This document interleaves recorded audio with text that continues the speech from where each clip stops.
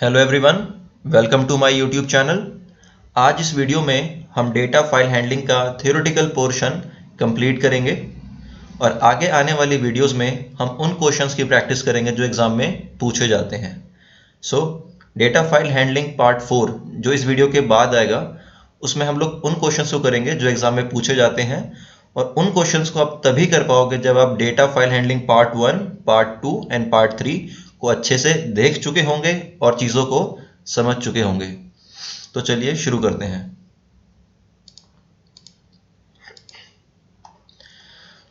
ये टॉपिक आपने कर लिया था, राइट लाइन्स फंक्शन। आज हम लोग स्टार्ट करेंगे buffer functionality.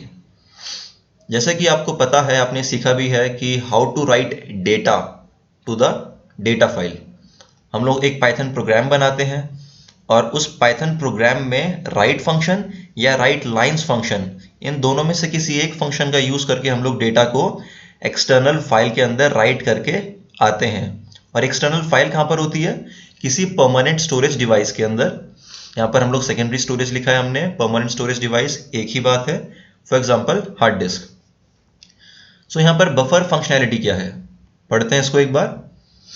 While writing the content to a file, first it goes to buffer and once the buffer is full, data is returned to the file। क्या मतलब है इसका? इसका मतलब ये है कि जब आप अपने पाइथन प्रोग्राम से डेटा राइट करने की कोशिश करते हैं किसी एक्सटर्नल फाइल में, आप कौन सा फंक्शन यूज करते हैं? या तो आप राइट फंक्शन यूज करेंगे या फिर आप राइट लाइन्स यूज करेंगे। जब आप लिखते हैं, सपोज आपने ऑब्जेक्ट बनाया माई फाइल डॉट राइट और आपने राइट फंक्शन के अंदर एक स्ट्रिंग पास की है, उस केस में क्या होगा? जो भी आपने स्ट्रिंग पास की है, जो भी डेटा आप इस एक्सटर्नल फाइल के अंदर राइट करना चाहते हैं, वो पहले इस बफर मेमोरी के अंदर आएगा। सपोज आपने डेटा राइट किया और उस डेटा ने इस बफर मेमोरी का इतना पार्ट ऑक्यूपाई कर लिया। आपने फिर और डेटा राइट किया तो बफर मेमोरी इतनी फुल हो गई है। फिर आपने और डेटा राइट किया, बफर मेमोरी अब इतनी फुल हो चुकी है। फिर आपने और डेटा राइट किया, अब बफर मेमोरी कंप्लीटली फुल हो चुकी है। जब बफर मेमोरी कंप्लीटली फिल हो जाएगी, तब तक यहाँ पर एक्सटर्नल फाइल में कोई भी डेटा नहीं जाएगा। जब आपकी बफर मेमोरी कंप्लीटली फिल्ड हो जाएगी, उसके बाद अगर आप कुछ राइट करेंगे जिसके लिए स्पेस बफर मेमोरी में नहीं है, तो यहाँ पर जो डेटा प्रेजेंट है, जो आपने सबसे पहले राइट स्टेटमेंट लिखा था, वो डेटा आपका एक्सटर्नल फाइल में आ जाएगा और यहाँ पर जो स्पेस बनेगा, डेटा राइट शिफ्ट होगा और उसके बाद जो डेटा लिखेंगे आप, वो यहाँ पर आ जाएगा। आप जो भी पाइथन प्रोग्राम से डेटा लिखने की कोशिश करते हैं एक्सटर्नल फाइल के अंदर, वो पहले बफर मेमोरी में जाएगा। जब हमारी बफर मेमोरी कंप्लीटली फिल्ड हो जाएगी, उसके बाद वो डेटा बफर मेमोरी से एक्सटर्नल फाइल में जाएगा। द क्वेश्चन इज कि बफर मेमोरी से डेटा एक्सटर्नल फाइल में कैसे और कब जाएगा। यहाँ देखिए, when the file is closed, any unsaved data is transferred to the file using flush function। मैंने आपको बताया था कि it is always a good habit of programming to close the file। जैसे ही आप क्लोज करते हैं फाइल को, सपोज आपने लिखा my file dot close function, तो क्लोज फंक्शन इंटरनली कॉल करता है फ्लश फंक्शन को। और फ्लश फंक्शन का काम क्या होता है कि बफर मेमोरी के अंदर जितना भी डेटा प्रेजेंट है, वो उसको एक्सटर्नल फाइल में राइट कर देता है। इसलिए अगर आप कोई प्रोग्राम लिख रहे हैं, आप उस प्रोग्राम की हेल्प से डेटा राइट करके आ रहे हैं फाइल के अंदर, so it is a good habit of programming और you can say it is mandatory to close the file. Because अगर आप फाइल को क्लोज नहीं करेंगे, आप क्लोज फंक्शन कॉल नहीं करेंगे, तो वो close function internally flush function को कॉल नहीं करेगा। और अगर फ्लश फंक्शन कॉल नहीं होगा, तो जो डेटा राइट करना था आपको, वो तो बफर मेमोरी के अंदर है। फ्लश फंक्शन कॉल नहीं होगा तो जो डेटा बफर मेमोरी के अंदर है, वो एक्सटर्नल फाइल में नहीं जा पाएगा। इसी चीज को एक एग्जांपल से समझने की कोशिश करते हैं। फॉर एग्जांपल, एक फाइल है, ये टेक्स्ट फाइल है, इसका नाम है डेटा। फिर मैंने एक कोड लिखा, एक फंक्शन बनाया मैंने जिसका नाम रखा है फ्लश ऑपरेशन, और यहां पर मैंने एक फाइल ओपन की है जिसका नाम है data.txt और मैंने इसको एक्सेस मोड दिया है W, मींस राइट करना चाहता हूं मैं डेटा इस फाइल के अंदर। इसके बाद देखिए मैंने क्या लिखा है, my file dot right Python programming, means मैं data.txt इस फाइल के अंदर इस स्ट्रिंग को लिख कर आना चाहता हूं उसके बाद मैंने क्या किया, S name student name input लिया है मैंने यूजर से, एंटर योर नेम, यूजर कोई भी एक नेम डालेगा और वो एस नेम के अंदर चला जाएगा। और फिर मैंने कॉल किया है my file dot close function. यहां ध्यान से समझने की कोशिश कीजिए, यहां पर आपने कॉल किया है क्लोज फंक्शन, तो जब ये स्टेटमेंट एग्जीक्यूट होगा तब क्लोज फंक्शन की बॉडी जब एग्जीक्यूट होगी तो वो इंटरनली कॉल करेगी फ्लश फंक्शन को, और जब फ्लश फंक्शन कॉल होगा तो वो बफर के अंदर जितना भी डेटा है जो आपके पाइथन प्रोग्राम से गया है बफर के अंदर, वो उसको एक्सटर्नल फाइल के अंदर लिख देगा। ठीक है, फॉर एग्जांपल जब ये वाला स्टेटमेंट एग्जीक्यूट होगा my file dot right Python programming, तो ये जो स्ट्रिंग है पाइथन प्रोग्रामिंग ये यहां से उठकर बफर मेमोरी के अंदर चली जाएगी। और जब ये एग्जीक्यूट होगा माई फाइल डॉट क्लोज, तो फ्लश फंक्शन कॉल हो जाएगा।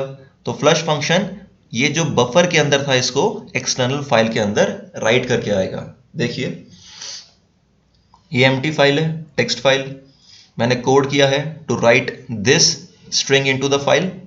जैसे ही मैं इस फंक्शन को कॉल करूंगा, देखिए मैंने यहाँ पे फंक्शन को कॉल किया है, तो उसने क्या पूछा है, एंटर योर नेम, मतलब इस लाइन को एग्जीक्यूट कर रहा है। इस लाइन को एग्जीक्यूट कर रहा है मतलब टॉप टू बॉटम अप्रोच होता है, मतलब ये लाइन एग्जीक्यूट हो चुकी है, ये लाइन एग्जीक्यूट हो चुकी है, और अब ये लाइन एग्जीक्यूट हो रही है।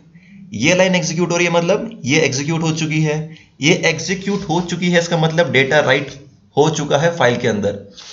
बट इस टाइम पे जब हम लोग इस लाइन को एग्जीक्यूट कर रहे हैं, अगर आप फाइल को ओपन करके देखेंगे तो उसके अंदर ये डेटा नहीं लिखा होगा। इस टाइम भी आपको ब्लैंक फाइल ही मिलेगी। क्यों? बिकॉज इस स्टेटमेंट से आपका डेटा बफर के अंदर गया है। बफर से एक्सटर्नल फाइल के अंदर तभी जाएगा जब क्लोज फंक्शन कॉल होगा। बिकॉज क्लोज फंक्शन कॉल होगा, इंटरनली वो फ्लश को कॉल करेगा और फ्लश फंक्शन बफर से डेटा एक्सटर्नल फाइल के अंदर लिख कर आएगा। सो जब ये फंक्शन कंप्लीटली एग्जीक्यूट हो जाएगा, मैं इसको एक नेम प्रोवाइड कर दूंगा। मैंने अपना नाम दिया इसको नितिन, तो नितिन जाएगा एस नेम के अंदर, my file dot close function call होगा, क्लोज फ्लश को कॉल करेगा, फ्लश बफर का डेटा एक्सटर्नल फाइल के अंदर राइट करेगा। इसका प्रैक्टिकल करके देखें एक बार, आपको ज़्यादा अच्छे तरीके से समझ में आएगा। सो प्रैक्टिकल करने के लिए हम लोग आईडीएलई ओपन करते हैं। आईडीएलई ओपन कर लिया है हमने।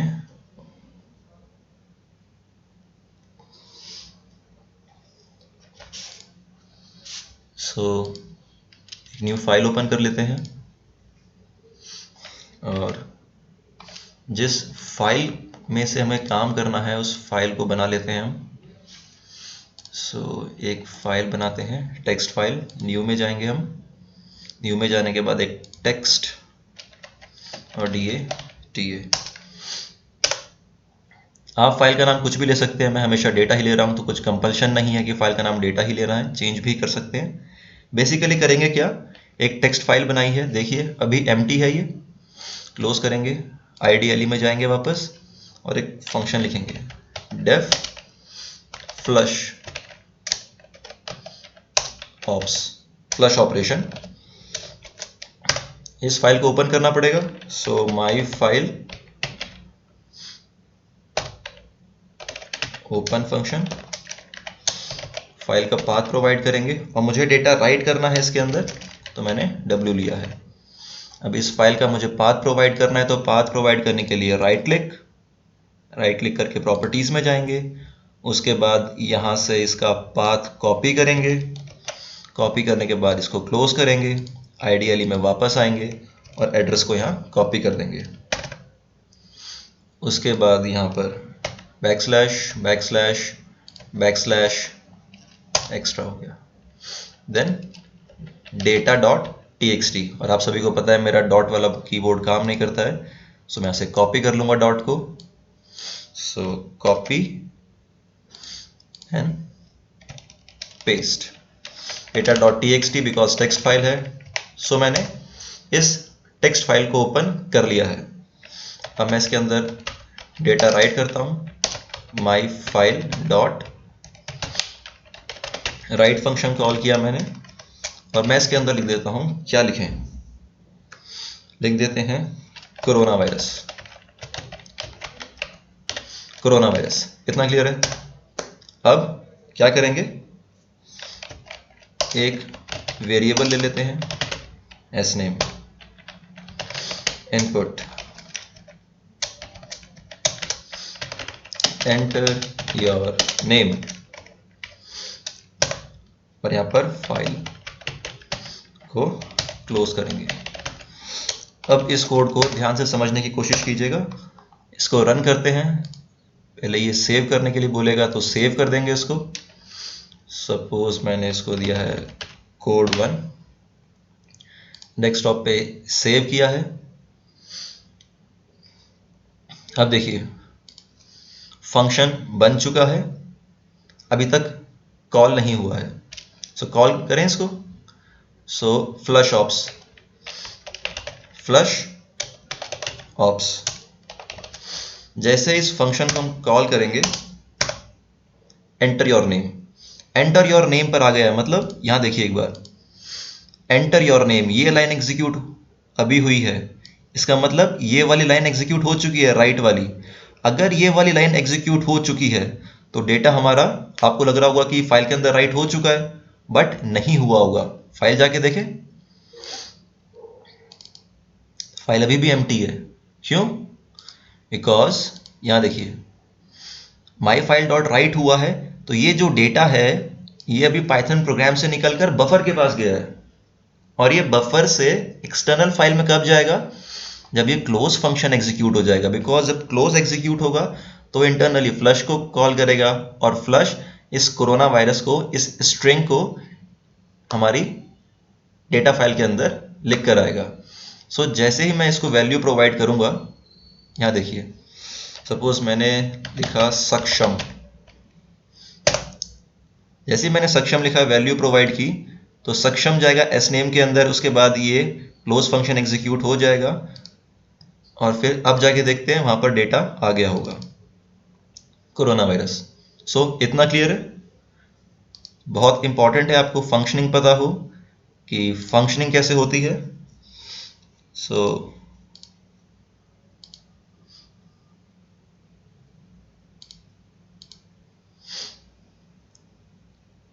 एक बार इसको बंद कर देते हैं, आईडीएलई को, ओबीएस स्टूडियो में जाएंगे और अपने पीडीएफ को ओपन कर लेंगे।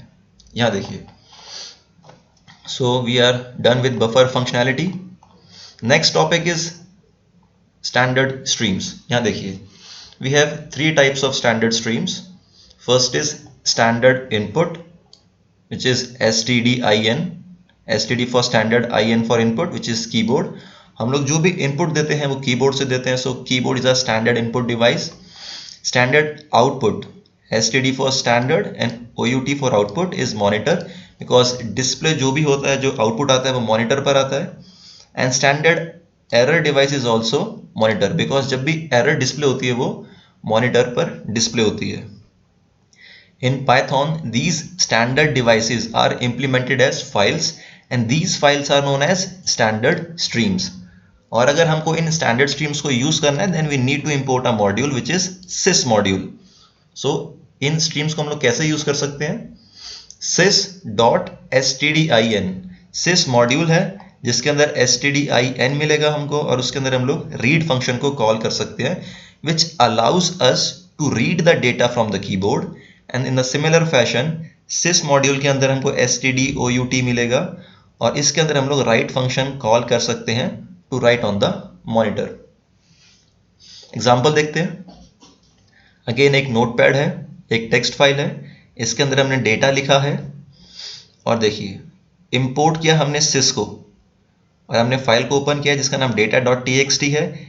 इस फाइल के डेटा को हमें रीड करना है, इसलिए हमने r लिखा है, और हमने रीड लाइन फंक्शन को रीड लाइन फंक्शन को हमने 2 बार कॉल किया है। इसका मतलब क्या है? रीड लाइन फंक्शन के अंदर अगर आप कोई इंटीजर वैल्यू पास करते हैं तो वो उतने बाइट्स को रीड करता है, और अगर आप रीड लाइन फंक्शन के अंदर कुछ भी पास ना करें तो वो 1 line at a time read करता है। सो str1 के अंदर जाएगा पाइथन प्रोग्रामिंग, एंड str2 के अंदर जाएगा इंटीग्रेटेड डेवलपमेंट लर्निंग इन्वायरमेंट। और इसी को आप राइट कर सकते हैं स्क्रीन के ऊपर। sys.stdout.write str1 अगर प्रिंट कराएंगे आप तो फर्स्ट लाइन प्रिंट होगी, सेकेंड स्ट्रिंग को प्रिंट कराएंगे तो सेकेंड लाइन प्रिंट होगी, और एरर को प्रिंट कराएंगे तो एरर प्रिंट होगा। अगर आपने कभी नोटिस किया होगा तो आपके IDLE में जब कभी एरर आता है तो वो रेड कलर में प्रिंट होता है, इसीलिए स्टैंडर्ड स्ट्रीम जो एरर है वो आउटपुट आपको रेड कलर में देगा। इतना क्लियर होगा आई होप। आगे चलते हैं। विद स्टेटमेंट बहुत ही इंटरेस्टिंग स्टेटमेंट है। अभी तक आपको फाइल ओपन करना आ गया है, कुछ फाइल के साथ प्रोसेसिंग करनी है वो भी आप कर सकते हैं, और फाइल को क्लोज करना भी आता है। With statement it is use to open the data files. Open तो हम लोग ओपन फंक्शन से भी कर लेते हैं, तो विद स्टेटमेंट में स्पेशलिटी क्या है? देखिए, the advantage of using a with statement is that it automatically close the file. There is no need to call the close function explicitly to close the file with the with statement। मतलब क्या हुआ? अगर आप simply open function use करते हैं और with statement use नहीं करते हैं फाइल ओपन करने के लिए, then it is mandatory to close the file using the close function। Because अगर आप क्लोज फंक्शन कॉल नहीं करेंगे तो क्लोज फंक्शन इंटरनली फ्लश को कॉल नहीं कर पाएगा, बिकॉज क्लोज फंक्शन खुद कॉल नहीं हुआ है, तो डेटा आपका बफर के अंदर ही रह जाएगा। जितना डेटा आप राइट करना चाहते थे एक्सटर्नल फाइल के अंदर, डेटा फाइल के अंदर वो डेटा राइट नहीं हो पाएगा। बट अगर आप विद स्टेटमेंट का यूज करके फाइल को ओपन करते हैं, सो इस केस में आपको क्लोज फंक्शन को एक्सप्लिसिटली कॉल करने की जरूरत नहीं है। Close function by default call होगा और उसके अंदर फ्लश फंक्शन अपने आप कॉल होगा और डेटा हमारा कंप्लीटली राइट हो जाएगा। एग्जाम्पल से देखिए एक बार। अगेन एक टेक्स्ट फाइल है, एम्प्टी टेक्स्ट फाइल है। देखिए विद स्टेटमेंट को यूज करके फाइल को ओपन कैसे करते हैं। सबसे पहले आप विद लिखेंगे, फिर ओपन फंक्शन को कॉल करेंगे, उसके बाद जिस फाइल को ओपन करना है उसका पाथ प्रोवाइड करेंगे आप, और इस फाइल के अंदर मुझे डेटा राइट करना है तो मैंने w लिखा है, पर एज लिखेंगे, as is a keyword, then my file. अब यहां पर देखिए ये जो माई फाइल है ये फाइल हैंडलर है, फाइल ऑब्जेक्ट भी कह सकते हैं इसको, और लास्ट में कोलन, और आपने लिखा है माई फाइल डॉट राइट। और जैसे ही आप लिखेंगे my file dot right hello Python, same time पर ये हेलो पाइथन आपकी डेटा फाइल के अंदर राइट हो जाएगा। सो अगर आप विद स्टेटमेंट यूज करके किसी डेटा फाइल को ओपन कर रहे हैं तो आपको क्लोज फंक्शन कॉल करने की जरूरत नहीं है। इतना क्लियर है? Then our last topic is absolute path and relative path. देखिए एक बार, आपके सिस्टम के अंदर कोई फाइल है या कोई फोल्डर स्टोर है, उसका एक एड्रेस होता है। फॉर एग्जांपल हमारा घर का एड्रेस होता है, हर चीज़ का अपना एक एड्रेस होता है, हमारे स्कूल का एड्रेस होता है, ऑफिस का एड्रेस होता है। सो हर एक फाइल, हर एक फोल्डर का जो हमारे सिस्टम में स्टोर है उसका एक एड्रेस होता है, उसको हम लोग पाथ कहते हैं। नौ ये जो पाथ है it is of two types, absolute path and relative path. Absolute path, it is defined as the complete address of any file or folder from the root directory। आपके सिस्टम के अंदर C drive होती है, E drive होती है, D drive होती है, उसको हम लोग रूट डायरेक्टरी कहते हैं। सपोज ये जो फोल्डर है सॉइल्स, अगर मुझे इसका एब्सोल्यूट पाथ निकालना है, मतलब कंप्लीट पाथ, तो हम उसके रूट डायरेक्टरी से स्टार्ट करेंगे, d:/data/shapefiles/soils। तो कंप्लीट पाथ अगर आप लेते हैं from the root directory to the file, उसे कहते हैं एब्सोल्यूट पाथ। रिलेटिव पाथ में क्या होता है, हम लोग रूट डायरेक्टरी से स्टार्ट नहीं करते हैं, हम लोग यहां से स्टार्ट कर सकते हैं data/shapefiles/soils या फिर shapefiles/soils। तो एब्सोल्यूट पाथ और रिलेटिव पाथ में इतना ही डिफरेंस है कि एब्सोल्यूट पाथ स्टार्ट होता है रूट डायरेक्टरी से और फाइल तक जाता है, और रिलेटिव पाथ में हम लोग जिसको पाथ स्टार्ट होता है वो रूट डायरेक्टरी से स्टार्ट नहीं करते हैं। सो डेटा फाइल हैंडलिंग में थियोरेटिकल पार्ट में इतना ही करना था हमको। अब आगे आने वाली वीडियोस में हम वो क्वेश्चंस करेंगे जो क्वेश्चंस एग्जाम में पूछे जाते हैं। सो नेक्स्ट वीडियो आने से पहले आपसे रिक्वेस्ट है कि पार्ट 1, पार्ट 2, पार्ट 3 को 2 या 3 बार देखें, अच्छे से कॉन्सेप्ट को समझने की कोशिश करें, बिकॉज आगे कोडिंग करनी है आपको। सो कोडिंग उन्हीं बच्चों को समझ में आ पाएगी जिन्होंने कॉन्सेप्ट को अच्छी तरीके से समझा है। Thank you.